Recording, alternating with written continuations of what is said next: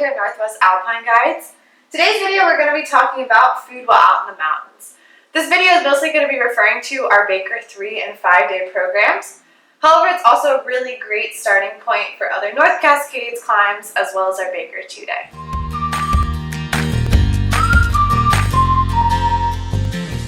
So we get a lot of questions about good lunch and snack ideas while out in the mountains. And there's kind of three things you want to consider. That is food that's high in calories, food that is easy to eat, easy to pack, nothing too heavy, and then also food that's going to stay good for multiple days without refrigeration.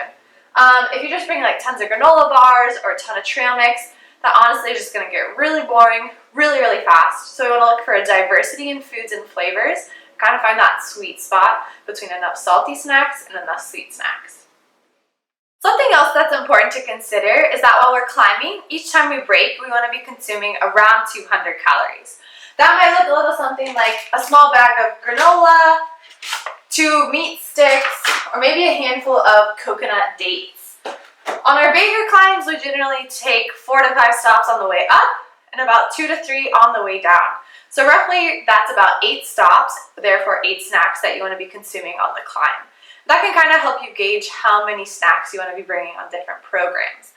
Another important thing to mention is that we don't always have dedicated lunch times. So for lunch food, you want to be bringing food that's pretty easy to eat and to pull out during the breaks that we take.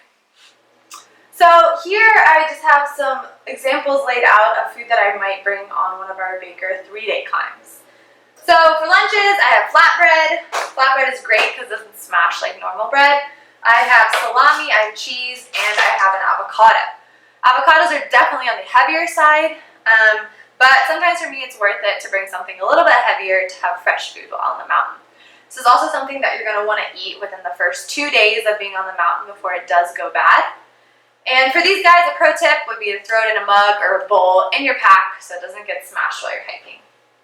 Also, items that I buy in big packages like this, I'll definitely be taking out of the package and putting in a Ziploc bag to reduce volume within my pack.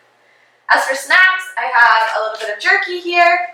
Jerky's great, fills you up, lots of really great fats. I have little individual trail mixes as well as this big trail mix that I'll be throwing in a Ziploc, probably along with these yummy dates. Then I like to bring kind of a variety of goods to pick and choose from while I'm climbing. So here I have a chocolate bar, I have coconut chips, little fudge bars, I have gummies, and then one of my personal favorites is bringing biscottis. They make really great snacks while you're climbing, or even just like a nice little post-breakfast treat. All these foods that I have laid out here are just options to get you thinking about more diverse snacks and lunches within the mountains, but there's honestly so many great ideas for food that you can bring with you. That's pretty much it for our lunch and snack options. If you are on one of our 3 or 5-day Baker programs, we do provide dinner and breakfast for you. Dinners might look something like a freeze-dried meal, rice and lentils, or even sometimes fresh meals, which often consist of ravioli or gnocchi, chicken and pesto. That just depends on the time of year and the size of the group. For breakfast, we provide oatmeal, as well as instant coffee and tea. If you are a vegan or a vegetarian, we also have options for you. Just make sure to specify it when you're signing up for your climb. So that pretty much wraps up our video. I hope this got you thinking about yummy snack and lunch ideas for your next climb.